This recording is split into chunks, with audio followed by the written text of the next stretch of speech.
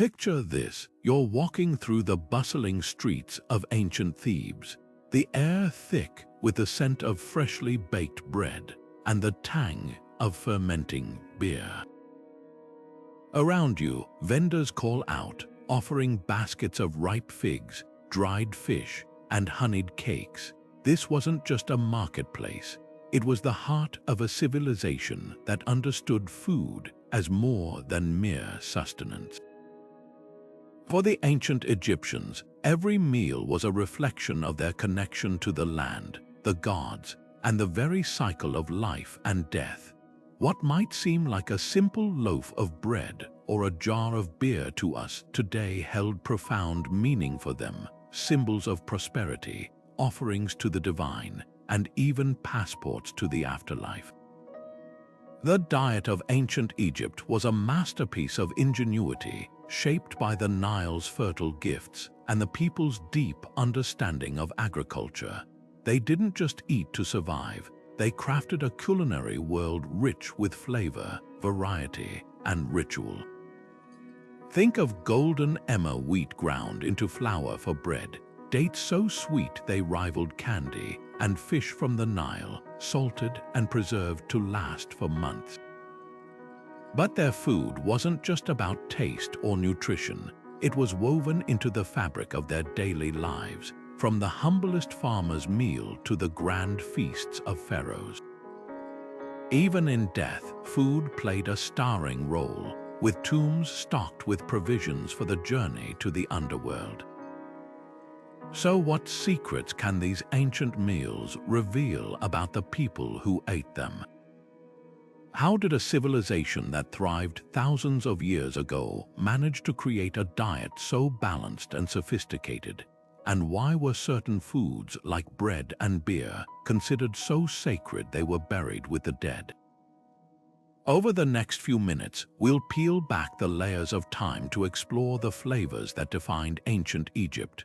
From the fields of the Nile Delta to the tables of the elite, we'll uncover how food shaped their health, their economy, and their very worldview.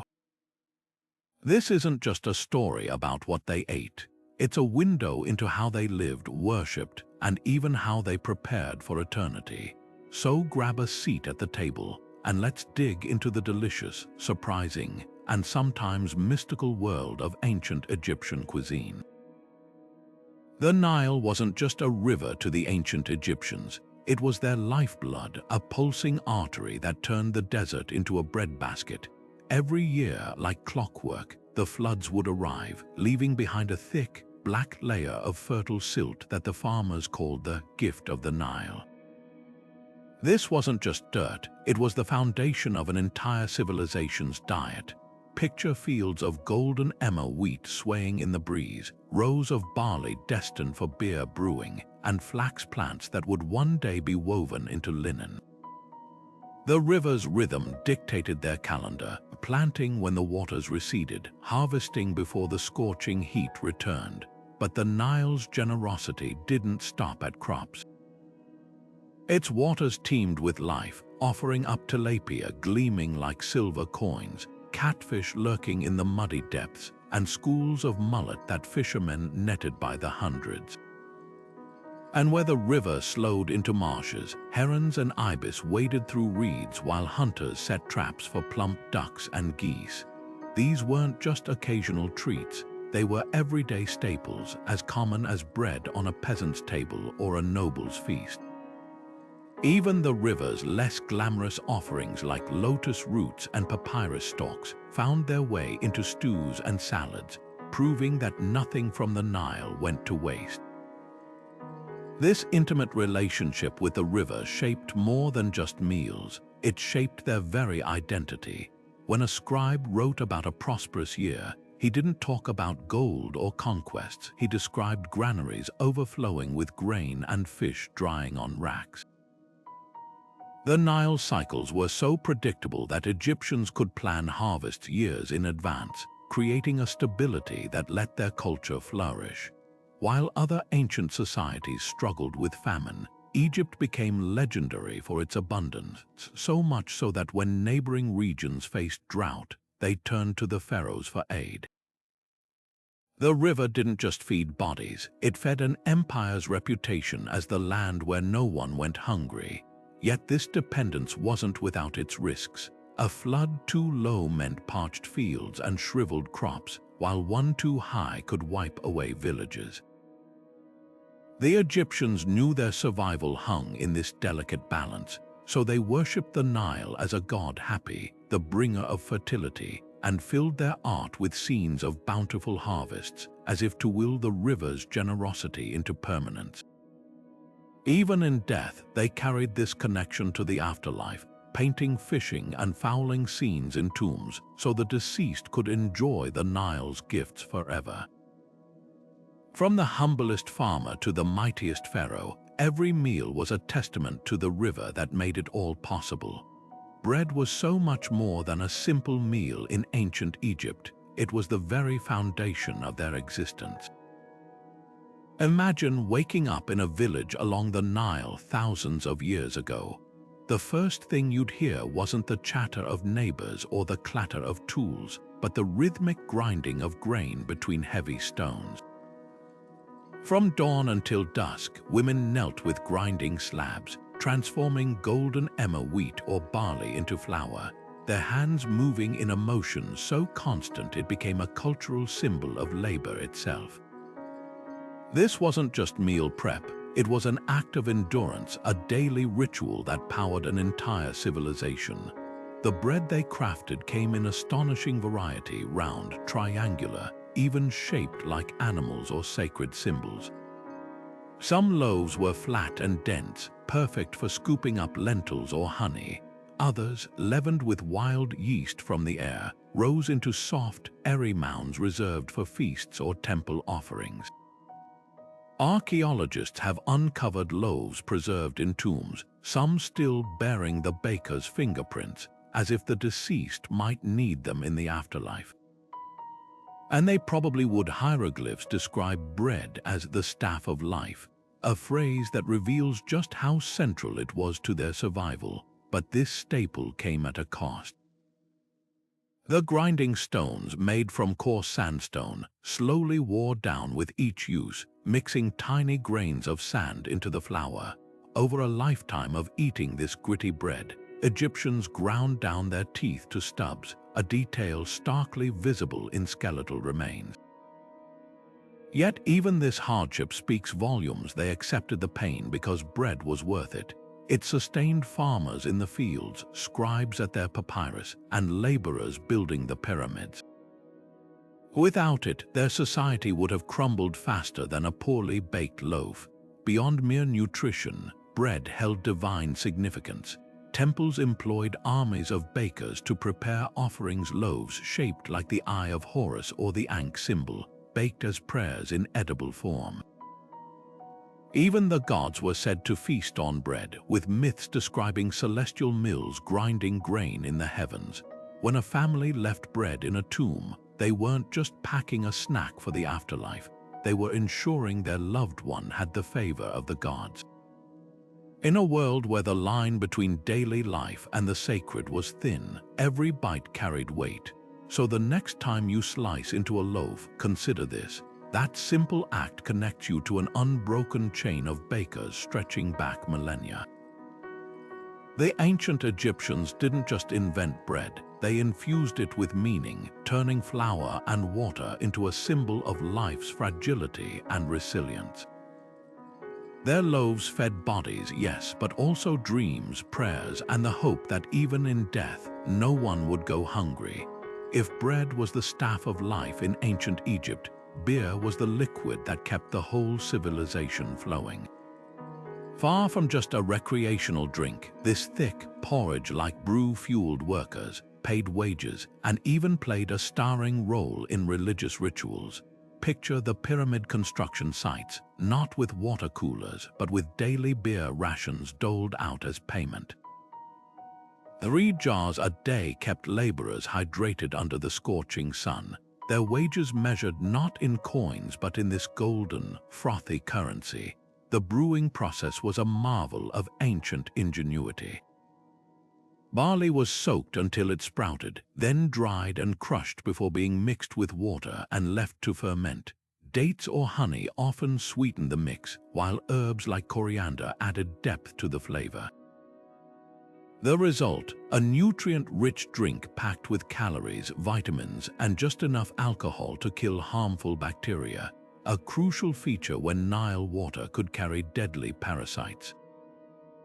Unlike today's crisp lagers, Egyptian beer was cloudy, almost like a thin gruel, often sipped through straws to avoid the sediment settling at the bottom of the jar. Every layer of society, from pharaohs to peasants, raised their cups in unison. Workers drank it for energy during backbreaking labor, doctors prescribed it for ailments, and temple priests offered it to the gods. Even children consumed a diluted version, making it the ancient equivalent of fortified milk. The goddess Hathor was celebrated as the mistress of drunkenness, and festivals in her honor involved beer flowing as freely as the Nile itself. But no deity was more tied to beer than Osiris, the god of the afterlife, who was said to have taught humanity the art of brewing, a gift as vital as agriculture or writing. Beer's importance stretched into the spiritual realm. Tombs were stocked with jars for the afterlife, and funerary texts describe the deceased drinking sweet beer in paradise. One spell even promises the dead will never thirst in the underworld, thanks to endless supplies of the brew. Archaeologists have found traces of beer residue in ceremonial vessels, confirming what wall paintings suggest, that no offering to the gods was complete without it. This universal drink reveals a society where the sacred and the everyday were inseparable. A farmer's lunch of bread and beer mirrored the feasts of the gods, and the same beverage that fueled pyramid construction also opened doors to the divine. In a land where the river could give life or take it away, beer became more than a drink. It was liquid security, a daily reminder that survival and celebration could come from the same clay jar. While bread and beer filled the bowls of everyday Egyptians, meat was the ultimate status symbol, a luxury that separated the elite from the masses.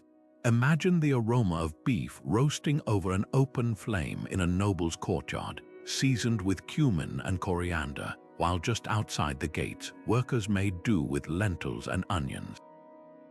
This wasn't just a difference in taste, it was a culinary divide etched into the fabric of their society.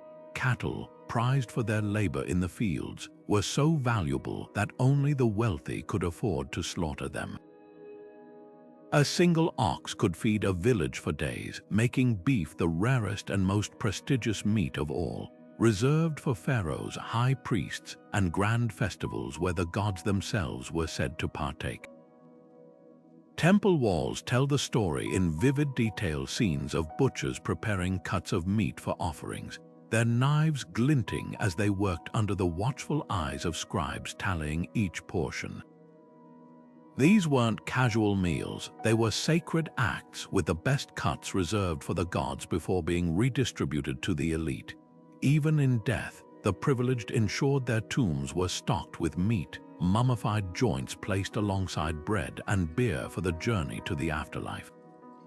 Archaeologists have found entire legs of beef preserved in burial chambers, wrapped in linen as carefully as any sacred artifact. But not all meat was created equal. Goat and lamb appeared more frequently on wealthy tables, their meat stewed with garlic and leeks or dried into jerky for long journeys. Poultry, however, bridged the gap between classes.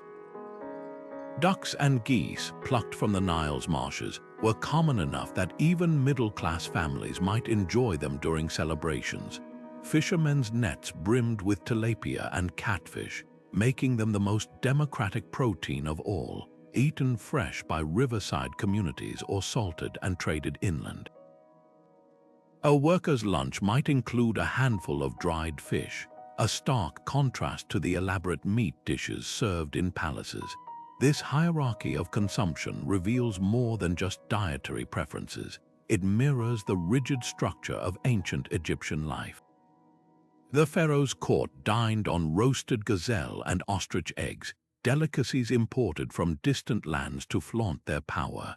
Meanwhile, farmers subsisted on grains and the occasional fish, their meals a testament to the Nile's generosity rather than their own wealth. Yet even here, there was nuance. Local festivals temporarily blurred these lines, when communal feasts allowed everyone to taste meats normally beyond their reach. For a brief moment, the scent of roasting meat united the entire community, a reminder that abundance, though uneven, was still a shared blessing. The way Egyptians treated meat speaks volumes about their values. It wasn't just food, it was a measure of divine favor, a privilege earned through status or sacred service. When a priest offered meat to a god or a pharaoh distributed it to loyal officials, they weren't just sharing a meal, they were reinforcing the very order of their world.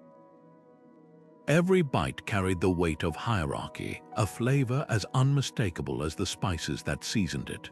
While meat marked the tables of the elite, dairy flowed through Egyptian life as a quieter but no less vital luxury. Picture a shepherd guiding his goats along the Nile's edge at dawn, the animals' udders full with milk that would soon be strained into clay jars. Unlike the hearty loaves of bread or the frothy beer consumed by all, dairy products occupied a delicate middle ground, more accessible than meat, yet still precious enough to be counted among the treasures of temples and tombs. Cows, revered as symbols of fertility and linked to goddesses like Hathor, provided the most prized milk, while goats and sheep offered alternatives that required less land to sustain. The art of cheese making in ancient Egypt was a testament to their culinary creativity. Archaeologists have found residues of aged cheese in burial sites, some still nestled in woven baskets as if ready for the afterlife. These early cheeses were likely salty and crumbly, preserved in brine or dried for long storage. One remarkable discovery in a noble's tomb revealed a cheese so well preserved that scientists could identify its bacterial composition, proof of techniques far more advanced than previously imagined. Butter, though rarer, was churned in tall jars and often scented with herbs, a delicacy layered onto bread or used in cooking for those who could afford it. Yet dairy's role extended beyond the kitchen. Temple reliefs show priests offering bowls of milk to the gods, its whiteness symbolizing purity and divine nourishment. Newborns who survived infancy were often weaned on goat's milk, a practice that may have given them a nutritional edge in a time of high child mortality. Medical papyri even prescribed milk mixed with honey as a remedy for ailments, showcasing its perceived healing properties. The scarcity of dairy in everyday diets speaks volumes about its value. While bread could be baked in bulk and beer brewed in vats large enough to feed work crews, fresh milk spoiled quickly in the heat. This made it a fleeting luxury, consumed mostly near its source unless transformed into longer-lasting products like cheese. The labor required to tend animals, protecting them from predators, ensuring they had pasture, meant dairy was never as commonplace as grains or fish. In death, however, dairy became immortal. Tomb paintings depict cows being milked, their bounty destined not just for this world but the next. Jars labeled with the names of cheeses accompanied the deceased, ensuring they'd lack nothing in the afterlife. This duality, both everyday sustenance and sacred offering, reveals how the Egyptians saw dairy as a gift bridging the human and the divine, as fleeting as a sip of fresh milk, yet as enduring as the stars they believed would guide them beyond death. In the shade of a palm grove along the Nile, baskets overflowed with nature's candy-ripe dates glistening like amber jewels, figs splitting open with honeyed flesh, and clusters of grapes so plump they threatened to burst. For the ancient Egyptians, fruits weren't just snacks, they were bursts of joy in a world shaped by the relentless sun. Dates, sticky and sweet, could be pressed into cakes or fermented into wine, their high sugar content making them one of the few foods that never spoiled. Workers tucked them into cloth pouches for energy during long days in the fields, while scribes nibbled on dried figs to keep their minds sharp. Even the poorest households could savor these gifts from the trees, a reminder that the land offered sweetness to all. But fruits also carried a touch of luxury. Pomegranates, with their ruby-like seeds, were prized for their rarity and beauty, often depicted in tomb paintings as offerings to the gods. The act of splitting one open mirrored the cycle of life and rebirth, a symbolism not lost on priests who used them in rituals. Melons, heavy with watery flesh, were sliced open to combat the desert heat, their refreshing crunch a stark contrast to the dense bread that dominated meals. Vineyards stretched along the riverbanks, their grapes transformed into wine so revered it was stored in labeled jars bearing the vineyard's name and year, a precursor to modern vintages. The way fruits appeared in art and burial customs reveals their deeper significance. Tomb scenes show banquets where servants carried trays piled high with figs and grapes, ensuring the deceased would feast eternally. Temples received baskets of the finest fruits as tribute, their perfection seen as a sign of divine favor. When archaeologists uncovered the tomb of Tutankhamun, they found desiccated remains of dates and jujubes carefully placed to sweeten his journey to the afterlife. This abundance didn't happen by accident. Orchards were meticulously tended, with irrigation channels directing precious Nile water to each tree. Date palms, the ultimate multitaskers, provided not only fruit but shade for crops below and fibers for ropes. The Egyptians even practiced a form of grafting, coaxing different varieties to grow on a single tree, an innovation that maximized yield in a land where every scrap of fertile soil mattered. What's striking is how these ancient fruits mirror modern cravings. The love of something sweet after a meal, the refreshing crunch of melon on a hot day, these are tastes that transcend time. The Egyptians might not have had sugar as we know it, but their fruits offered a natural decadence, a reminder that even in a world of bread and beer, life could be deliciously sweet. Beneath the golden sheaves of wheat and the glistening jars of beer, another pillar of the ancient Egyptian diet, thrived humble vegetables packed with flavor and vitality.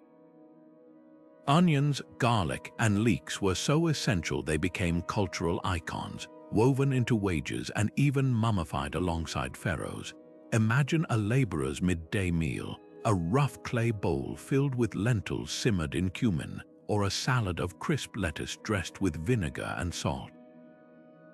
These weren't just sides, they were the backbone of daily nutrition, sustaining a civilization that knew the power of plants long before modern science confirmed it. Take onions, for instance, peeled and eaten raw for strength, or roasted to caramelized sweetness. Soldiers carried them like rations, believing they boosted endurance, while pyramid builders received them as part of their wages. Garlic, with its pungent kick, was both medicine and meal, crushed into ointments for infections or stirred into stews for depth. And leeks, so beloved they became a symbol of Upper Egypt itself, their layered stems mirroring the structure of society. Even the poorest households could rely on these aromatic bulbs to transform simple grains into something satisfying. Lettuce held a surprise twist far from just a leafy green. It was sacred to Min, the god of fertility, its milky sap symbolizing virility. Egyptians ate it raw in rituals, believing it enhanced potency, and temple gardens cultivated it with care. Then there were lentils, tiny but mighty, boiled into thick soups that rivaled meat for protein. In a tomb painting from Thebes, a cook leans over a bubbling pot of lentils, sprinkling in herbs as a worker eagerly watches, proof that this humble legume fueled dreams as well as bodies. Beans and peas added their own magic, dried and stored for years if needed, then revived with water into hearty dishes. fava beans mashed with garlic and formed into patties might be history's earliest falafel. Peas, sweet and fresh during harvest, were dried for travel or ground into flour when grain ran low. Every part of the plant had purpose. Pea pods fed livestock, while bean leaves lined baskets to keep bread warm. Nothing went to waste in a world where survival depended on ingenuity. But vegetables weren't just about sustenance, they were early medicine. A papyrus from 1500 BC prescribes onion juice for coughs, leek poultices for burns, and garlic to ward off parasites. Priests avoided onions before rituals, fearing their strong scent might offend the gods, yet doctors embraced their healing properties. This duality, nourishment and remedy, showcases how deeply Egyptians understood the connection between food and well-being. What's remarkable is how these choices mirror modern nutrition wisdom. Their diet, rich in fiber, low in fat, packed with plant-based protein, kept chronic ailments rare until later ages when foreign influences introduced richer fare. The average Egyptian might not have grasped biochemistry, but they knew this truth: a meal without vegetables was incomplete. Whether in a peasant's stew or a noble's salad, these unsung heroes proved that flavor and health could grow from the same soil, one harvest at a time. Golden and thick, honey dripped like liquid sunlight into the bowls of ancient Egypt, a treasure so precious it blurred the line between food and medicine. Imagine a world without sugar, where every drop of sweetness came from the labor of bees and the skill of keepers who tended hives along the Nile's banks. These weren't just farmers, they were guardians of a sacred craft, crafting cylindrical hives from clay and mud to mimic the hollow reeds where wild bees nested. Honey was so revered that temple walls depict pharaohs offering jars of it to the gods, its golden sheen symbolizing the warmth of Ra himself. But this wasn't just a treat for the elite. Archaeologists have found honey cakes buried in workers' tombs, proof that even modest households savored its flavor. Bakers mixed it with crushed dates and sesame seeds to form sticky sweets, while physicians stirred it into herbal tonics to soothe sore throats. Its magic lay in its duality: delicious enough to crown feasts, yet powerful enough to heal. When a soldier suffered a wound on the battlefield, honey's natural antibacterial properties staved off infection long before modern science understood why. The Edwin Smith Papyrus, one of the oldest medical texts, prescribes honey for burns and ulcers, a remedy still trusted in some cultures today. The process of harvesting honey was an art form. Keepers smoked out hives with smoldering dung, carefully extracting combs without destroying the colony, a practice sustainable enough to sustain hives for generations. They knew bees so intimately that hieroglyphs likened the pharaoh's rule to a beekeeper's harmony with his swarm, both maintaining order through patience and skill. Honey's value even made it a form of currency. Records show laborers occasionally paid in jars of it, and taxes levied in honey for temple stores. What's fascinating is how honey intertwined with spirituality. Myths describe the tears of Ra turning into bees upon hitting the desert sand, their gifts a divine apology for the harshness of the world. Embalmers used honey in the mummification process, its preservative qualities mirroring their quest for eternal life. To the Egyptians, honey wasn't just food, it was a bridge between the mortal and the immortal, a substance that never spoiled in a world where everything else faded. This golden elixir reveals a culture that saw no divide between practicality and pleasure. A spoonful could sweeten a loaf of bread, seal a wound, or honor a god, all with equal reverence. In a land where the desert always loomed, honey was a reminder that life could still be lush, that patience and care could yield something miraculously sweet. The beeswax echoed their own, tireless, precise, and ultimately transformative. Every jar was a testament to the idea that even in the harshest conditions, nature and human ingenuity could conjure abundance. The scent of coriander and cumin would have drifted through ancient Egyptian kitchens, transforming simple meals into something extraordinary. These weren't just flavors, they were whispers of a culinary world far more complex than we often imagine. Crushed coriander seeds lent a citrusy brightness to bread dough, while cumin's earthy warmth deepened stews of lentils and fish. Dill, fresh and grassy, might be tossed into salads or folded into cheese mixtures, its delicate fronds a contrast to the boldness of garlic and onions. Even something as simple as a roasted duck could become a feast with the right blend of spices, each layer of flavor a testament to their understanding of balance and harmony. But spices weren't just about taste, they were passports to distant lands. Cinnamon, arriving from the mysterious land of Punt, carried the aroma of faraway forests, its rarity making it a luxury reserved for temples and the elite.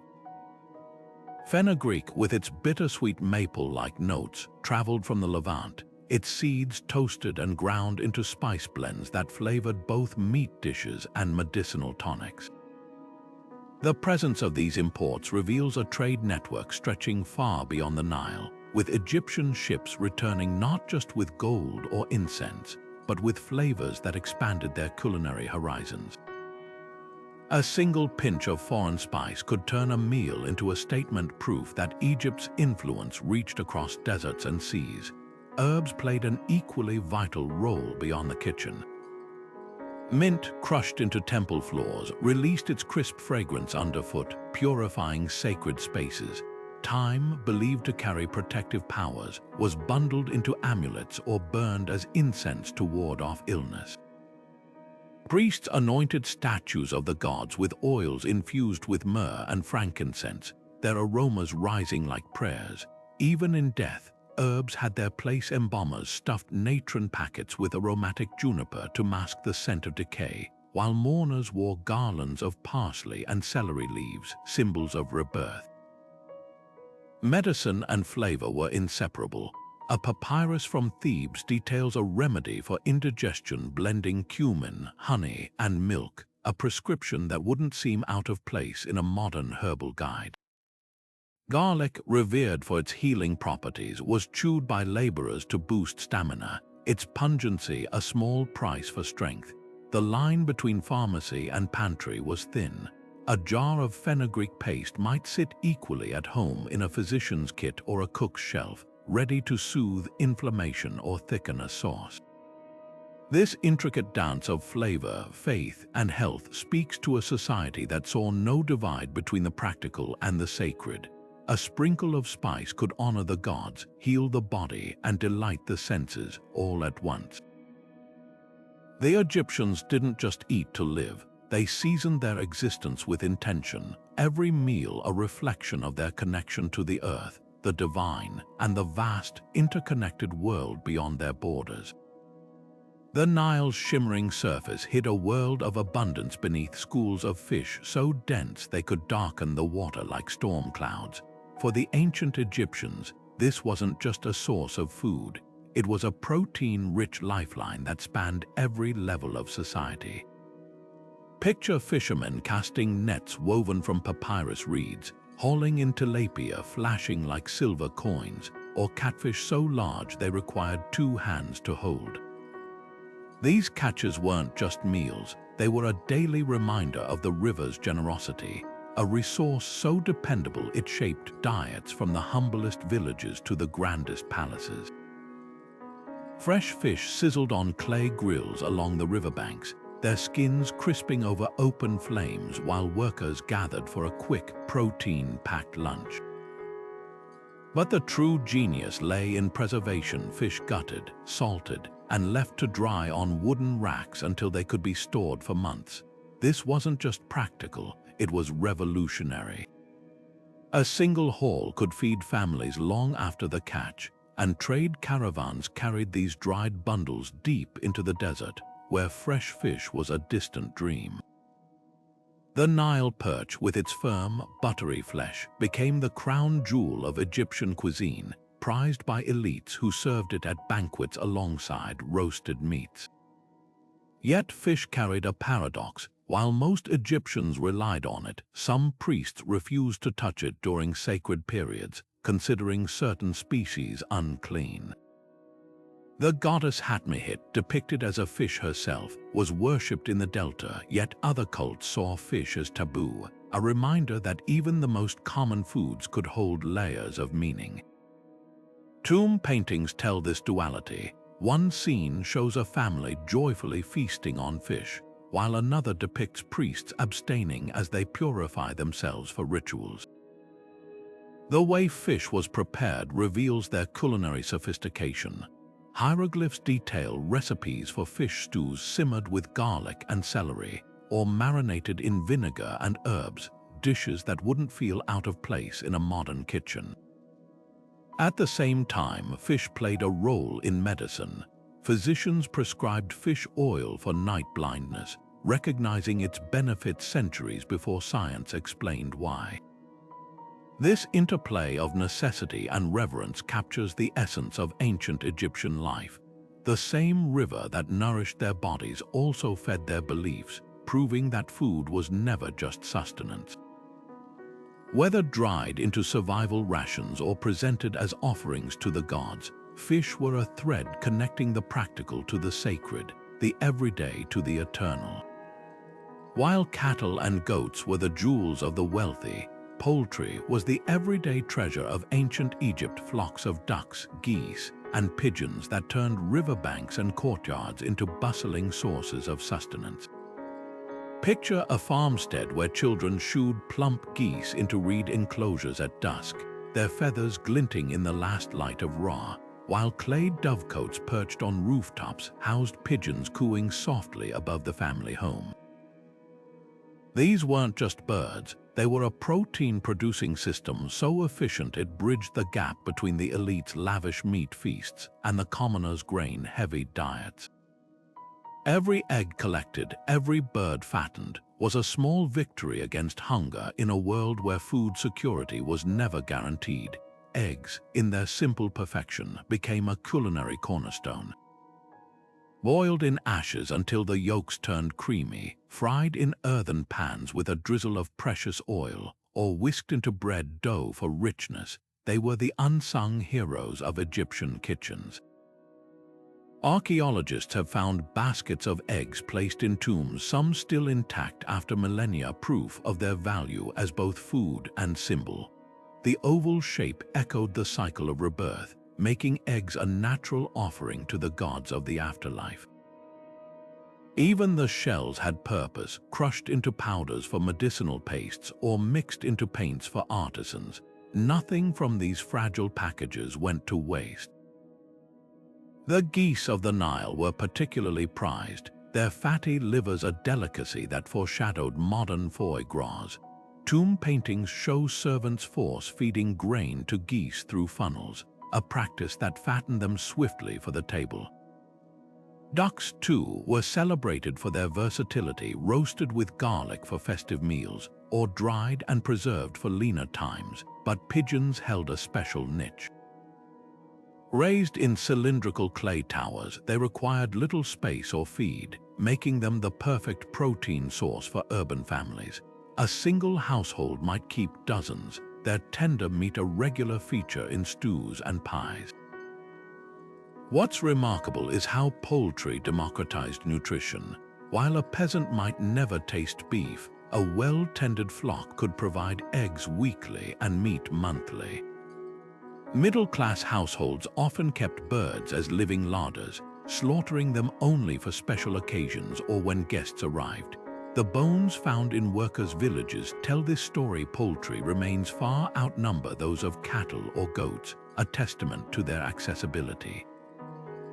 Even soldiers on campaign carried dried duck or goose as portable protein, their rations lighter and less perishable than slabs of red meat. Raising these birds required ingenuity. Egyptians mastered artificial incubation, heating rooms with carefully tended fires to mimic the warmth of nesting hens, an innovation that allowed mass production of chicks centuries before modern hatcheries. They bred ducks specifically suited to the Nile's marshes, with webbed feet perfect for muddy banks and bills designed to sieve nutrients from the water. This wasn't just animal husbandry, it was bioengineering avant la lettre, shaping creatures to thrive in their environment. Beyond practicality, poultry held symbolic weight. The goose was sacred to Geb, the earth god, its honking believed to herald the Nile's rise. Pigeons carried messages between temples, their homing instincts seen as divine guidance. When a mother served her family a dish of eggs, she wasn't just feeding them, she was offering a food touched by myth, a humble yet sacred link between the earthly and the eternal. In a civilization that revered balance, poultry provided just that, sustenance for all, flavor in simplicity, and a reminder that even the most ordinary creatures could nourish an empire. In the shadow of grand temples and bustling marketplaces, legumes quietly fueled ancient Egypt. Lentils simmering in clay pots, fava beans drying in the sun, chickpeas ground into velvety dips. For those who would never taste the luxury of beef or gazelle, these humble ingredients became the building blocks of survival, packed with protein and versatility. Picture a farmer's family gathered around a steaming bowl of lentil stew, thickened with onions and fragrant with cumin, their spoons scraping against rough-hewn bowls. This wasn't just a meal, it was a testament to resilience, a way to thrive when meat was out of reach. Lentils, small but mighty, were the most common of all. Cooked down until they melted into a creamy consistency, they formed the base of dishes that sustained laborers and scribes alike. Some were flavored with garlic and coriander, while others were sweetened with dates for a surprising twist. Fava beans, though tougher to prepare, offered their own rewards. Soaked overnight, then mashed into a paste that could be fried into patties or blended with herbs for a spread reminiscent of modern falafel. Archaeologists have found traces of these dishes in the residues of ancient cookware, their flavors preserved not just in memory but in science. But legumes weren't confined to the kitchens of the poor. Temples received baskets of lentils as offerings, their unassuming appearance belying their sacred role. The goddess Isis was said to have taught humanity to cultivate beans, linking them to divine wisdom. In tombs, models of legume plants were placed beside the deceased, ensuring they'd never hunger in the afterlife. Even the process of cooking them held symbolism. The way lentils swelled in water mirrored the Nile's life-giving floods, a small-scale echo of the forces that sustained the entire kingdom. Nutritionally, legumes were a quiet revolution. Combined with bread, they created complete proteins, rivaling the nutritional value of meat without the cost. Workers hauling stones for pyramids relied on lentil stews for stamina, their diets carefully balanced by necessity rather than design. Medical texts praised fava beans for strengthening the heart, while chickpeas were prescribed to nursing mothers to boost milk production. This wasn't just subsistence, it was an early form of food science, honed through generations of observation and tradition. What's striking is how these ancient practices foreshadow modern wisdom. The Egyptian diet, rich in plant-based proteins, fiber, and slow-burning carbs, aligned with what nutritionists now champion as heart-healthy and sustainable. The poorest families, though limited in options, inadvertently ate in ways that kept chronic diseases rare. Their ingenuity turned scarcity into strength, proving that nourishment wasn't about extravagance but resourcefulness. A simple pot of lentils shared under the stars carried the weight of an entire civilization's cleverness, one spoonful at a time. While beer flowed freely in the streets and fields, wine shimmered like liquid royalty in ancient Egypt, a drink so precious it was measured drop by drop. Imagine a banquet in a noble's courtyard where polished alabaster cups brimmed with deep red wine, its fragrance mingling with the scent of lotus blossoms. This wasn't just a beverage, it was a symbol of power, a luxury so tightly controlled that vineyards were often royal monopolies, their harvests recorded with the precision of tax ledgers. The difference between beer and wine mirrored the divide between the common and the elite, one fermented in vats for the masses, the other aged in jars sealed with the names of kings. The artistry of Egyptian winemaking would impress even modern vintners. Grapes, cultivated in trellised vineyards along the delta, were pressed in linen sacks to extract every precious drop. Unlike today's wines, these ancient varieties were often infused with pine resin or herbs like thyme, creating flavors both exotic and familiar. Think of a crisp white wine with a whisper of incense. Jars bore not just the year of harvest, but the vineyard's name and even the winemaker's title, a level of detail that reveals a sophisticated industry obsessed with provenance. When archaeologists unearthed Tutankhamun's tomb, they found dozens of wine jars, some labeled "very good quality" in hieratic script, a pharaoh's stamp of approval echoing across millennia. Wine's role in religion elevated it beyond mere indulgence. Temples stored it in sacred cellars, offering it to gods like Osiris, who was said to have taught humanity the craft of viticulture. During the festival of Hathor, goddess of joy, worshippers drank wine until their senses blurred, believing intoxication brought them closer to the divine. The color red held special significance. Its resemblance to blood linked it to rebirth, making wine a ritual necessity during funerary feasts. Tomb paintings show banquets where guests raise cups in toast to the deceased, ensuring their journey to the afterlife would be as abundant as the vineyards of the Nile. Yet wine's allure wasn't just spiritual, it was political. Pharaohs gifted imported wines to foreign dignitaries, flaunting Egypt's wealth and connections. A single shipment from Canaan or the Aegean could seal an alliance, the exotic flavors proof of the kingdom's reach. Even in death, rulers surrounded themselves with wine, not just as provision, but as propaganda. The quantity and quality of jars in a tomb whispered of status long after the body had turned to dust. What's fascinating is how wine bridges ancient and modern tastes. The Egyptians prized vintage years, aged flavors, and terroir concepts sommeliers still debate today. Their love of resin-infused wines finds echoes in Greece's Retsina, while their meticulous labels foreshadow modern appellations. In a civilization that revered balance, wine struck the perfect note: earthly pleasure and divine offering, status symbol and sacred rite. Every sip was a reminder that even in a world of extremes, there could be harmony between the soil and the vine, the mortal and the eternal, the palace and the tomb. Golden and fragrant olive oil arrived in ancient Egypt like liquid treasure sealed in amphorae from distant Mediterranean shores. This wasn't just another ingredient. It was a luxury so prized that a single jar could cost a worker's monthly wages. Imagine a noblewoman's chamber where the air shimmered with the scent of pressed olives, her skin glistening with oil infused with myrrh, while in the temple kitchens, priests drizzled the same precious liquid over offerings to the gods. Every drop carried the essence of Egypt's far-reaching trade networks, a taste of lands beyond the desert's grasp. The journey of this oil reveals just how connected Egypt was to the wider ancient world.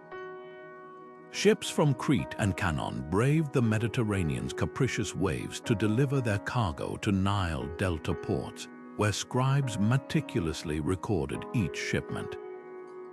Unlike the abundant fish or grains from the river, olive trees couldn't thrive in Egypt's climate, making their oil an exotic import reserved for those who could afford its steep price. Tomb paintings show envoys presenting jars of it as diplomatic gifts, their contents as valuable as silver or lapis lazuli. Even the famous Pharaoh Ramesses III boasted of planting olive groves in conquered territories just to secure a steady supply, an early example of economic strategy disguised as horticulture. But olive oil's magic lay in its versatility. In the kitchen, it transformed simple dishes into delicacies drizzled over roasted duck, blended into herb sauces, or used to preserve cheeses. A single spoonful could elevate a humble loaf of bread into something fit for a banquet, yet its use extended far beyond the table. Physicians mixed it with crushed minerals to create salves for wounds, while beautifiers concocted perfumed oils to soften skin and tame hair. The Ebers Papyrus, a medical text older than the pyramids, lists over a dozen remedies featuring olive oil, from soothing burns to easing joint pain. Perhaps most fascinating was its sacred role. Temples burned oil in lamps to illuminate sacred statues, believing its pure flame carried prayers to the gods. Mummifiers used it to anoint bodies before wrapping, its preservative qualities echoing their quest for eternal preservation. When archaeologists opened Tutankhamun's tomb, they found jars of oil placed beside golden treasures, provisions for the afterlife that spoke volumes about its perceived worth. This golden elixir became a symbol of Egypt's ingenuity in bridging scarcity with trade, practicality with spirituality. A merchant's ledger might tally it alongside spices and textiles, but its true value couldn't be measured in Deben alone. It connected farmers on distant hillsides to pharaohs in marble halls, proving that even in a land of unparalleled abundance, some luxuries had to be imported, and that was precisely what made them extraordinary. When the Nile's floodwaters receded and the fields lay thick with fresh silt, Egypt erupted in celebration, not just with prayers but with feasts that could feed entire cities. The festival of Opet, where statues of Ammon traveled from Karnak to Luxor, wasn't complete without streets lined with tables groaning under roast duck, honey cakes, and jars of wine so plentiful they reflected the river itself. These weren't mere meals, they were acts of devotion where every bite honored the gods who ensured the harvest. Priests distributed sacred loaves shaped like the Ankh to crowds, while butchers prepared cattle that had been raised on temple lands specifically for this moment, their meat a divine gift to be shared among all. At the heart of these festivities lay a profound social alchemy. A farmer who spent the year eating lentils and fish might taste beef for the first time at the said festival, seated beside the same scribes who recorded his taxes. For a few days, the rigid hierarchy softened under the influence of beer and music, as dancers twirled to the rhythm of tambourines and the scent of roasting meat blurred class distinctions. Even servants received extra rations during these events, a reminder that abundance, though fleeting, was meant to be collective. Tomb paintings capture this joy, nobles handing bread to laborers, children clutching figs, their faces alight with rare indulgence. The pharaoh's banquets took feasting to another level entirely.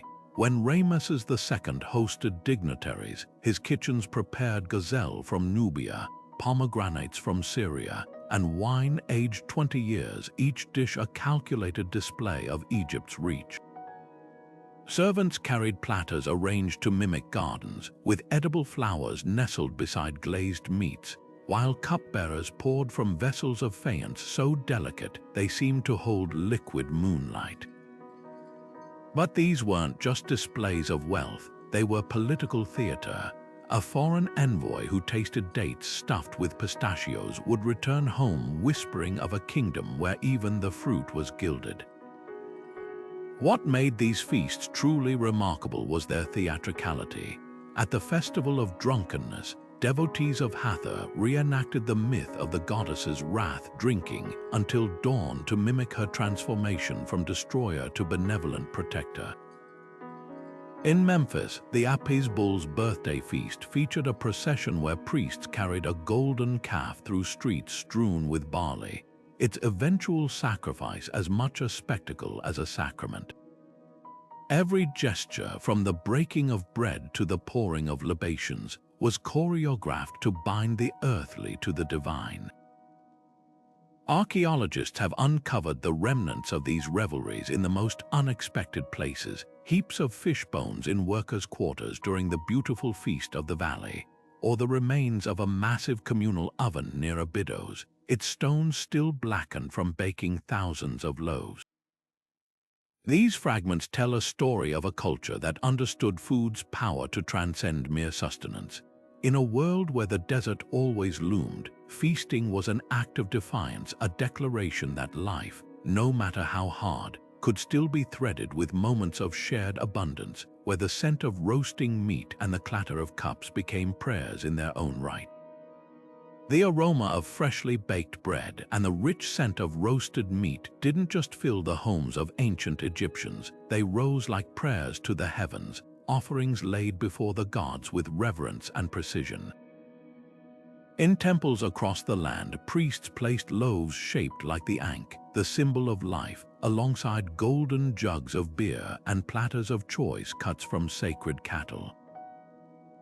These weren't mere gifts, they were acts of communion, a way to nourish deities who, though immortal, still required sustenance from the hands of mortals. The belief was simple yet profound. Just as humans needed food to survive, so too did the gods, and maintaining this divine diet ensured the balance of the universe itself. The rituals surrounding these offerings were anything but casual. Priests underwent days of purification before handling sacred food, abstaining from fish, onions, and other impure items that might offend the gods. They dressed in spotless linen, their bodies scrubbed with natron salt, as they entered the inner sanctuaries where statues of Ammon or Hathor stood. Each motion was choreographed, from the breaking of bread to the pouring of beer, as if cooking for a king who could strike down a civilization with a glance. Temple kitchens operated like divine catering halls, with bakers and brewers working under strict supervision to ensure every loaf and every jar met celestial standards. Even the simplest offering of dates or lettuce carried weight, as the gods were said to consume not the physical food but its essence, the spiritual energy released through smoke and incantation. This sacred relationship with food extended beyond temple walls and into the afterlife. The Book of the Dead, a guide for the deceased, lists over 40 types of bread, cakes, and meats needed for the perilous journey through the underworld. Spells inscribed on tomb walls promised the dead would eat bread beside Osiris and drink wine in the presence of the gods, transforming burial chambers into eternal pantries. Archaeologists have uncovered tombs stocked with everything from dried figs to entire joints of beef, some so well preserved they still bear the marks of butchers' knives. One noble's burial included a model bakery, complete with tiny dough figures, ensuring he'd never lack fresh bread in eternity. But perhaps the most striking example of food's spiritual power was the opening of the mouth ceremony. Before a mummy was sealed in its tomb, priests touched its lips with ritual instruments, sometimes shaped like spoons or knives, to symbolically restore the senses. Then they offered slices of ox meat and sips of beer, feeding the deceased so they could eat and speak in the afterlife.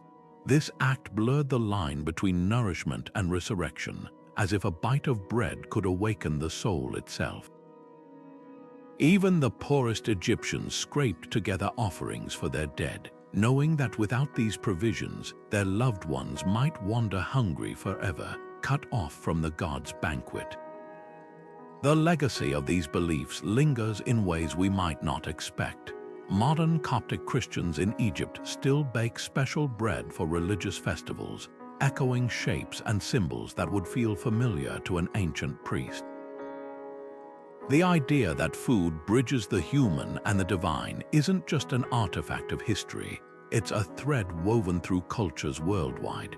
For the Egyptians, every meal, whether shared at a family table or laid at a god's feet, was a reminder that sustenance wasn't just about survival. It was a sacred contract, a way to honor the forces that gave life, and a promise that no one, not even the dead, would ever be left unfed. Clay ovens dotted the landscapes of ancient Egyptian villages, their domed shapes glowing like small suns at dawn as bakers slid loaves onto hot stones inside. These weren't just tools, they were the heartbeat of daily cooking, transforming raw grains into golden bread through a process unchanged for generations. But the Egyptians' culinary ingenuity didn't stop at baking. Along the Nile's banks, cooks balanced clay pots over open flames, simmering lentils and fish into fragrant stews seasoned with garlic and cumin. Without metal pans or modern gadgets, they mastered techniques that turned simple ingredients into meals fit for both workers and royalty, all while working within the limits of their time. Meat demanded a different approach. Spit roasting over open fires was the gold standard, especially for celebrations where whole ducks or joints of beef turned slowly, their fat dripping onto coals below with a hiss. Tomb paintings at Thebes show this process in vivid detail, servants basting meat with wooden spoons, the smoke curling upward as if carrying the aroma to the gods themselves. For smaller cuts, clay roasting dishes worked like ancient skillets, their shallow depths holding meat and vegetables in a bath of their own juices. What's striking is what's missing: frying. With oil a costly import and butter reserved for elites, deep frying never took root. Instead, the Egyptians embraced methods that amplified natural flavors, slow roasting to render fat, boiling to tenderize tough cuts, or drying fish in the sun to preserve it. Every technique served a purpose, minimizing waste while maximizing taste. Communal ovens doubled as social hubs, where neighbors gathered not just to bake but to share news and barter. A single oven might produce dozens of loaves, daily flatbreads for wrapping around lentils, or leavened rounds for temple offerings. The heat was so intense that bakers often worked at night to avoid the desert sun's added fury. Meanwhile, in wealthier households, specialized cooks used portable clay braziers, their adjustable flames allowing for delicate dishes like honey glazed quail or figs poached in wine. The contrast between these methods reveals a culinary world both practical and sophisticated, where the tools might seem crude to us, but the results were anything but. The absence of complex gadgets didn't hinder creativity. Steaming was achieved by placing food on perforated trays above boiling pots, a technique still used today for dishes like molokhia, a leafy green stew. Even the humble sand bath had its role. Dough buried in hot sand baked evenly, emerging with a crust as crisp as any modern artisan loaf. And when it came to brewing beer, the process was a marvel of multitasking: barley soaked, sprouted, and mashed in giant vats before being strained through woven reed. What unites these methods is their harmony with the environment. Without refrigeration, cooking became a dance with immediacy: meat roasted fresh from the butcher, bread baked daily to prevent staleness. The Nile provided clay for pots and ovens, reeds for fuel, and sun-dried salt for seasoning. In a land where every resource was precious, waste was unthinkable. Bones became broth, ash from fires leached into soap, and even bread molds were repurposed as makeshift yeast starters. This wasn't just cooking, it was a dialogue with the natural world, where flames, clay, and time transformed the ordinary into something extraordinary. The legacy of these techniques lingers in kitchens across Egypt today. The same clay ovens still bake bread in rural villages, and the scent of garlic simmering in broth remains as familiar as it was millennia ago.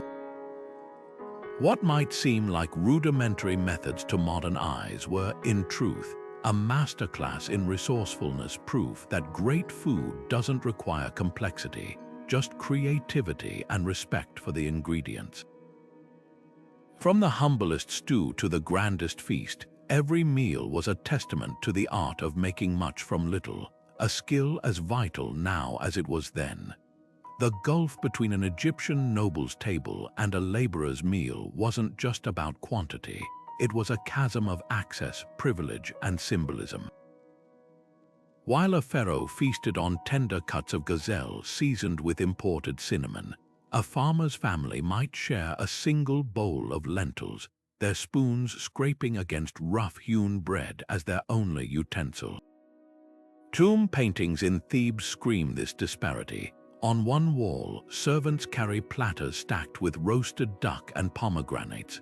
On another, workers gather around a communal pot of fish stew, their sinewy arms testament to lives fueled by grain and grit. Yet these differences weren't merely about taste, they etched the rigid lines of class into every bite. For the elite, variety was a flex of power. A noble's kitchen might stock Libyan olive oil, Syrian wine, and Nubian spices, each ingredient a tangible proof of Egypt's reach. Banquet scenes show guests reclining on cushions, nibbling honey-drenched pastries while musicians play, their abundance a performance as much as a meal. Meat wasn't just food, it was theater. Whole oxen fattened on temple lands were paraded before sacrifice, their slaughter a public spectacle before the choicest cuts reached the tables of priests and officials. Even the way they ate reflected hierarchy: golden cups for wine, alabaster plates for figs, while the poor drank from clay beakers and ate with their hands. The working class, meanwhile, turned necessity into ingenuity. Their bread, though coarse, was often enriched with crushed beans or wild herbs for nutrition. Fish, sun-dried and salty, became a protein punch crumbled into porridge. Onions and garlic weren't just flavor, they were medicine, warding off parasites in Nile water. Archaeologists find worker villages littered with cattle bones, but these weren't steak leftovers. They were broth remnants, boiled and reboiled until every shred of marrow was extracted. When meat did appear, a duck netted in the marshes, a pigeon from the rooftop dovecote, it was stretched across meals like precious thread. Religion both reinforced and softened these divides. During festivals like the beautiful Feast of the Valley, temples distributed sacred beef to all, a fleeting taste of equality. Yet daily offerings at local shrines mirrored the imbalance. Wealthy families donated plump geese, while the poor might leave a handful of dates. Even in death, the gap yawned wide. A noble's tomb included model bakeries and vineyards to ensure eternal feasting, while a peasant's burial might hold just a single loaf, placed hopefully in the crook of an arm. What's fascinating is how these dietary lines shaped health. Skeletal remains reveal elites suffered from gout and tooth decay, side effects of sugar-rich fruits and fatty meats, while laborers bore the marks of grit-induced dental wear but stronger bones from calcium-rich greens. The poor's plant-heavy diet, ironically, aligned closer to modern nutrition ideals, though their lives were shorter from relentless labor. This wasn't just a story of haves and have-nots, it was a system where food cemented identity. A scribe's ability to quote meat prices in accounting texts proved his worldliness, just as a farmer's skill at stretching a grain ration showcased survival savvy. The rich ate to display, the poor to endure, yet both, in their way, honored the same truth. In a land where the desert always loomed, every meal, whether lavish or lean, was a small victory against the unrelenting sun. The Nile's bounty was generous but fleeting without the miracles of modern refrigeration. Ancient Egyptians mastered the art of preservation with techniques as ingenious as they were essential. Picture the riverbanks at dawn, where fishermen laid out their catch on woven reed mats, each tilapia and catfish slit open and packed with precious salt from the western deserts. This wasn't just cooking, it was a race against time, transforming perishable riches into lasting sustenance. Salt became a culinary alchemist, drawing moisture from fish and meat until they could endure months in storage jars, their flavors intensifying into something rich and pungent. Even now, archaeologists uncover clay vessels still lined with fish scales and salt crystals, silent witnesses to a system that turned seasonal plenty into year-round security. But salt was only part of the story. In the relentless sun, strips of duck or beef hung from wooden racks, drying into jerky so durable it could fuel armies on the march. Workers bound for pyramid sites carried pouches of this protein-rich treasure, a portable feast that needed no flame. Fruits, too, were saved for leaner times, figs submerged in jars of honey until they candied into sweet preserves, or dates pressed into dense cakes that resisted mold. The heat that threatened to spoil food became its ally, with solar dehydration locking in flavor and nutrition. A single date palm's harvest, preserved this way, could sweeten meals long after its fronds had yellowed. Granaries stood as the ultimate symbols of foresight, massive mud brick silos towering near temple complexes, their bellies swollen with grain taxed from farmers. Scribes tracked every measure of barley and emmer wheat with meticulous precision, knowing a single bad flood could turn surplus into scarcity. These weren't just storehouses, they were the kingdom's lifeline, their contents doled out during droughts to stave off famine. The biblical story of Joseph advising Pharaoh to stockpile grain. It echoes a very real Egyptian practice honed over centuries. At the Ramesseum, the mortuary temple of Rameses II, granaries could hold enough grain to feed thousands for a year, a logistical marvel for a pre-industrial society. What's striking is how these methods blurred practicality and spirituality.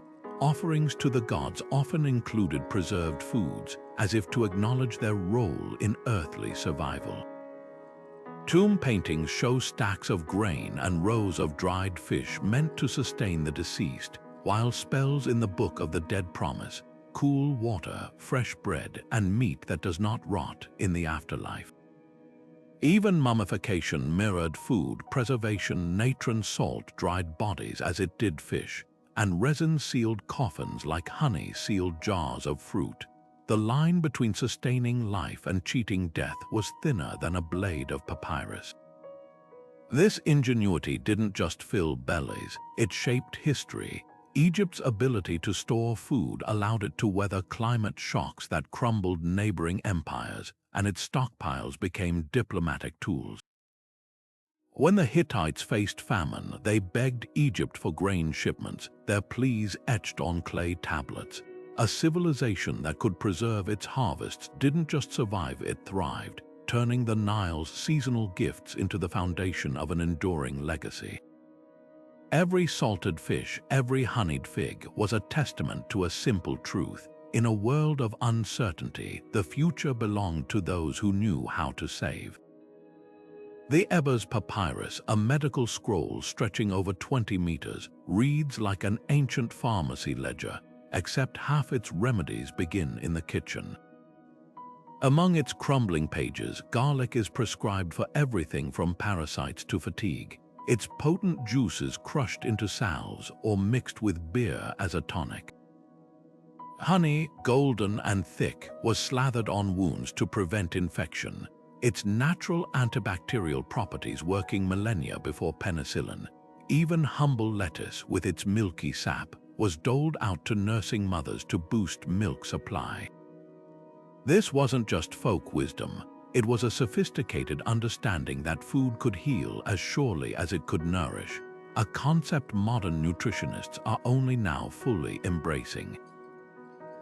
What's striking is how their dietary principles mirror today's science. Tomb paintings depict meals balanced across food groups: grains for energy, fish for protein, onions and greens for vitamins, a plate that wouldn't look out of place in a modern dietitian's guide. The Edwin Smith Papyrus details how sailors were given citrus fruits to prevent scurvy long before the disease was formally identified, their sharp tang a shield against bleeding gums.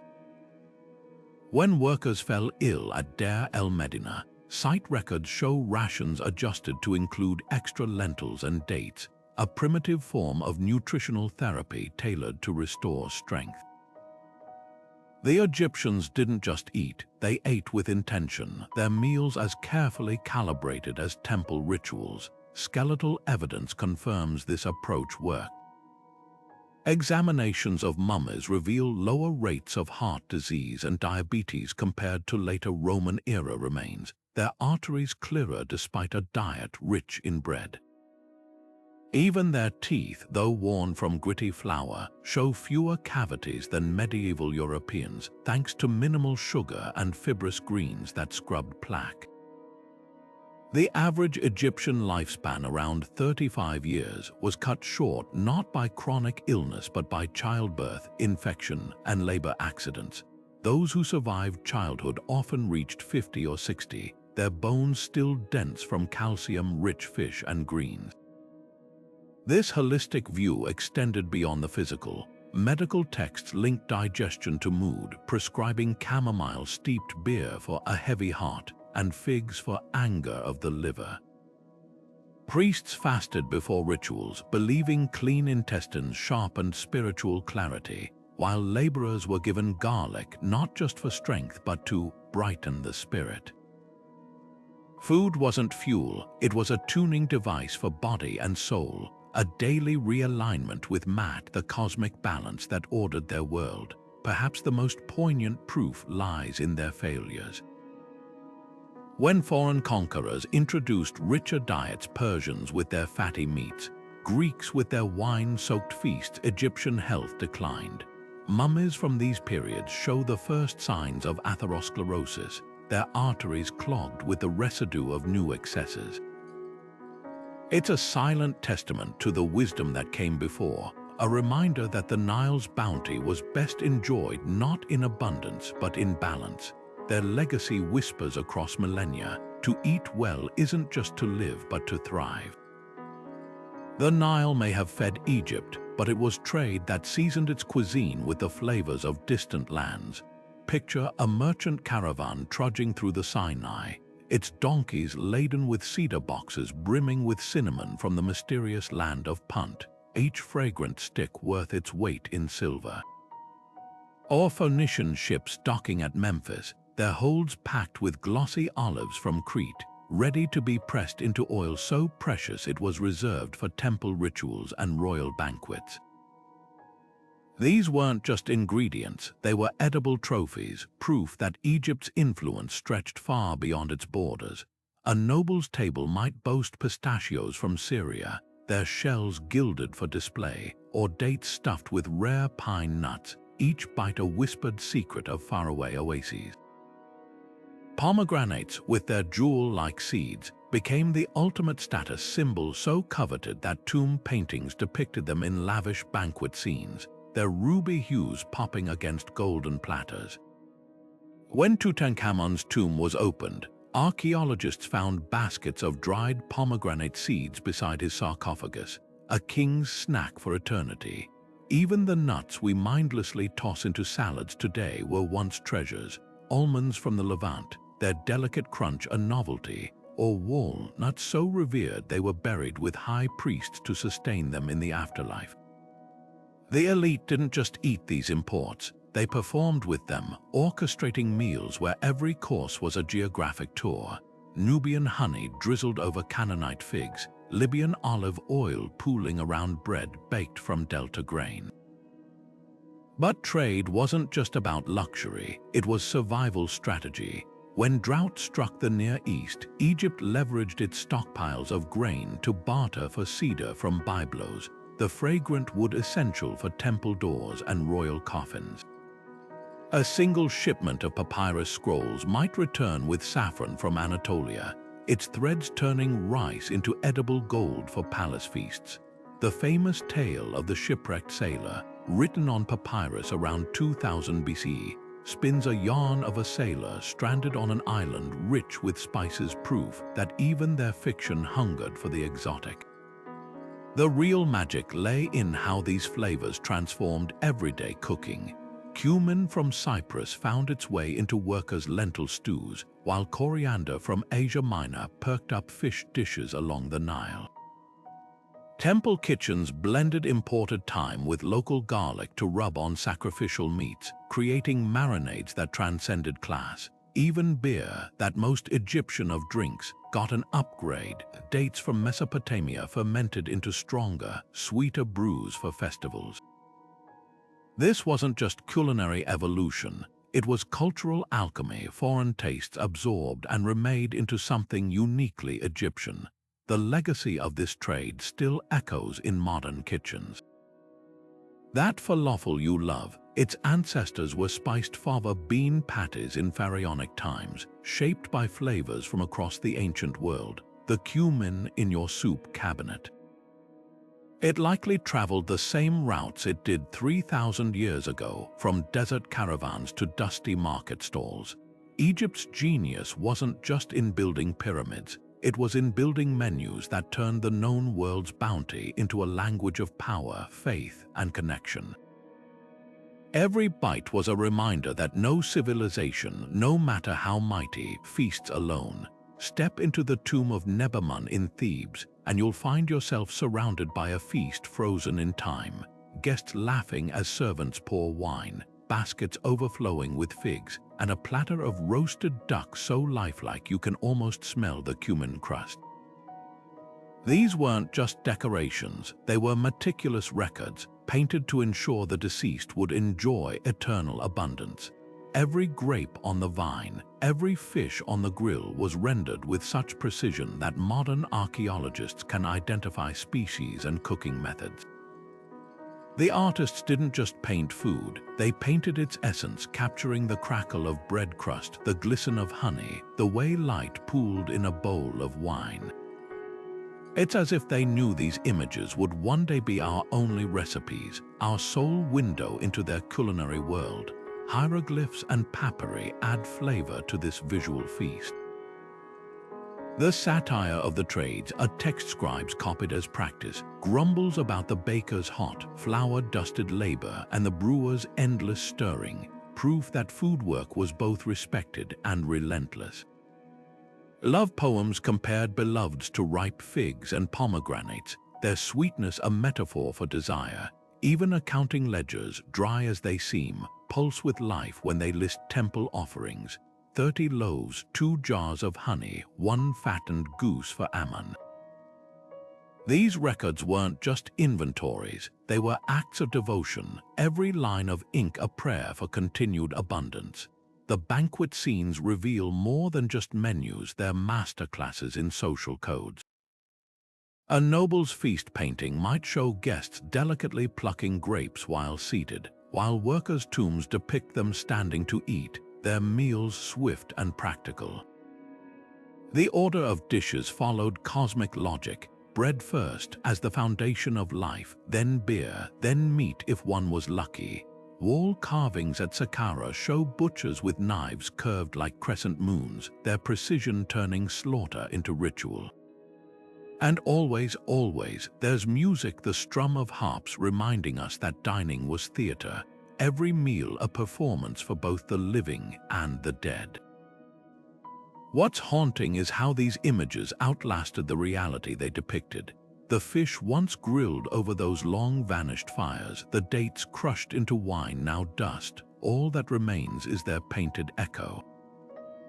Yet through them we hear the clatter of kitchens, the murmur of prayers over bread, the toast of a noble raising a cup to the gods. Food wasn't just sustenance to immortalize, it was the heartbeat of a civilization that understood, perhaps better than any other, that to eat was to partake in something sacred. Their art ensures that though their ovens cooled millennia ago, their feasts never truly end. The Pharaoh's dining table wasn't just a place for meals, it was a theater of power, where every dish whispered of divine right and dominance. Imagine a banquet hall in Thebes, its walls shimmering with gold leaf, as servants carried in platters of roasted gazelle garnished with edible gold, the meat so tender it fell apart at the touch of a knife. This wasn't indulgence, it was calculated spectacle. Each course, from honey-glazed quail stuffed with figs to lotus flower salads drizzled with imported olive oil, served a dual purpose: to nourish the ruler's body and reinforce his godlike status. When Ramesses II hosted foreign envoys, the menu was as much a diplomatic statement as the treaties signed afterward: Syrian pomegranates, Nubian spices, and Cretan wine broadcasting Egypt's reach without a single word spoken. What set royal feasts apart wasn't just the ingredients but the artistry behind them.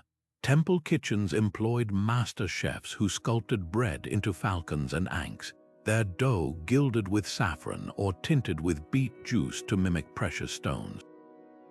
Hieroglyphs at Luxor detail a dessert shaped like the Eye of Horus, its almond paste center surrounded by dates arranged like rays of sunlight, a sweet homage to the pharaoh's solar lineage. Even the serving vessels were propaganda: alabaster cups from distant quarries, ebony platters inlaid with ivory, each piece a tangible reminder that the ruler commanded resources beyond ordinary imagination. A commoner might eat the same fish from the Nile, but never from a plate carved with scenes of the gods handing dominion to their earthly son. The logistics behind these meals revealed an empire in miniature. Scrolls from Amarna record shipments of exotic foods arriving weekly: ostrich eggs from the western deserts, live turtles from the Red Sea, even ice hauled from mountain caves and stored in straw-packed cellars for the royal sherbets. Entire villages were tasked with single ingredients. One settlement near Memphis cultivated nothing but melons for the palace, their rinds carved with the king's cartouche before serving. This wasn't gluttony, it was the economy of ore, a system where every grape stem snipped by a servant's golden scissors reinforced the hierarchy that kept the kingdom intact. Banquets doubled as political engines. When a pharaoh gifted a governor a cut of sacred bull meat during the Opet festival, it wasn't generosity. It was a binding contract, a public display of favor that secured loyalty more effectively than threats. Foreign dignitaries given the honor of dining in the palace returned home with tales of unimaginable luxury, their reports discouraging thoughts of rebellion. Even the seating arrangements held coded messages: allies placed near the ruler, rivals positioned beneath towering floral displays that forced them to crane their necks upward, a subtle reminder of where power truly lay. Yet for all its grandeur, the royal table wasn't immune to humanity. The young Tutankhamun's tomb contained a stash of roasted duck and honey cakes, likely his favorite snacks, proving even gods in training had cravings. A letter from Queen Tiye complains of a chef over-salting her soup, while Ramesses III's harem conspiracy involved poisoning his figs, evidence that no amount of divinity could erase the risks of appetite. These intimate glimpses soften the gold-leafed facade, reminding us that behind the theatrics of power lay the universal truth: whether peasant or pharaoh, everyone approaches a meal with hope, for sustenance, for pleasure, for a moment of grace in an unrelenting world. Burial chambers weren't just resting places for the ancient Egyptians, they were well-stocked pantries for eternity. Walk into any noble's tomb, and you'd find jars of honey sealed with linen, baskets of grain stacked neatly against the wall, even legs of beef carefully wrapped like sacred parcels. But it wasn't just real food they packed for the afterlife. Miniature models of bakeries, complete with tiny clay benders kneading dough, and carved wooden cattle herds ready to be slaughtered in the underworld, ensured the deceased would never hunger. These weren't whimsical decorations, they were functional blueprints for immortality, designed to magically transform into real sustenance when called upon by the soul's eternal needs. The logic was elegant in its simplicity. If the dead required nourishment in life, why would death be any different? The Book of the Dead spells it out. Spells like, "I have bread in Pi, I have beer in Dep," were incantations to conjure endless meals. But the provisions weren't just about survival. They reflected a profound continuity between worlds. A noblewoman buried with vintage wine wasn't just packing for a journey. She was ensuring her afterlife mirrored the luxury she knew, down to the last sip of her favorite vintage. Archaeologists found King Tut's tomb stocked with 36 wine jars, each labeled with the vineyard, year, and even the winemaker's name, an eternal cellar curated for a teenager who'd rule forever in death. Some of the most touching discoveries are the humblest. A child's grave might hold a single loaf of bread, still cradled in the skeleton's arms. A fisherman's burial could include a netted bundle of dried fish, tied with reeds as if ready for a journey down celestial waters. These offerings weren't generic, they were deeply personal, tailored to the deceased's station and tastes. In the tomb of the architect Ka, excavators found a wooden box containing an intact meal, a portion of stew, a sliced goat leg, even a small cake, all meticulously preserved for a man who'd built eternity for others and now faced his own. The rituals surrounding these offerings reveal their sacred weight. During funerals, priests performed the opening of the mouth ceremony, touching the mummy's lips with a golden spoon to restore the senses, then offering slices of ox meat and sips of beer. This wasn't symbolic. They believed the Ka, the life force, could actually consume the essence of the food.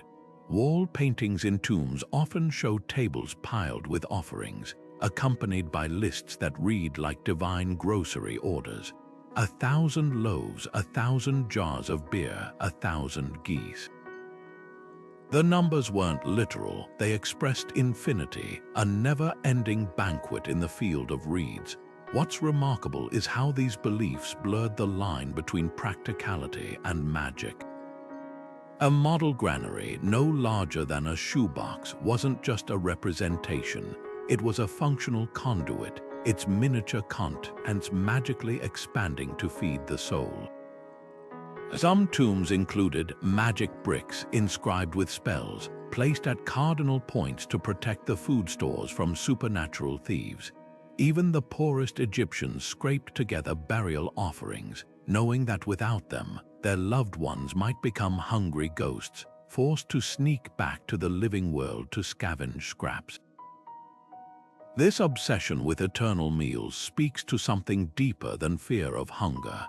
It was a declaration that joy, pleasure, and abundance didn't end at death, they were refined, perfected. The afterlife wasn't a shadowy underworld but a brighter mirror of Egypt itself, where the Nile always flooded on time, the bread never burned, and no one dined alone. Every packed jar, every carved loaf whispered the same promise: you are remembered, you are provided for, you belong. In a civilization that measured time in millennia, the greatest act of love wasn't just building a tomb, it was setting the table for forever. The diet of ancient Egypt wove together far more than ingredients. It was a living tapestry of survival, status, and spirituality, each thread revealing how deeply food shaped their world. Consider the humble farmer, rising before dawn to grind grain for bread that would fuel a day of backbreaking labor, while in the palace kitchens, chefs sculpted honeyed cakes into lotus blossoms for a pharaoh's banquet. Between these extremes lay a culinary universe where every bite carried weight. A slice of beef could signify divine favor, a sip of wine might seal a political alliance, and a loaf left in a tomb became a passport to eternity. What makes their approach to food so remarkable isn't just its variety, but its intentionality. They didn't eat passively, they dined with purpose. Bread was baked to honor gods, beer brewed to pay wages, and feasts orchestrated to dazzle allies. Even their preservation techniques, salting fish, drying fruits, fermenting wines, were acts of defiance against time itself, ensuring that the Nile's generosity wouldn't vanish with the seasons. This wasn't mere sustenance, it was a dialogue with the cosmos, a way to mirror the gods' eternal abundance in everyday life. Yet for all its grandeur, Egyptian cuisine was deeply human. The worker's lunch of onions and bread, the mother sweetening her child's porridge with dates, the elderly scribe savoring a rare sip of imported wine. These intimate moments remind us that beyond the pyramids and temples, people simply sought flavor, comfort, and connection. Their meals bridged divides between rich and poor, mortal and divine, life and whatever lay beyond. So the next time you bite into a piece of bread or sip a glass of beer, remember, you're partaking in rituals as old as civilization itself. The ancient Egyptians may have left us no cookbooks, but their legacy lingers in every grain we harvest, every meal we share, and every time we gather around a table to celebrate life's simplest, most enduring joy, eating together. If this journey through their culinary world has sparked your appetite for history, let us know in the comments, what dish from ancient Egypt would you resurrect in your own kitchen? And don't forget to follow for more explorations of history's forgotten flavors. Until then, may your meals be as rich in stories as they are in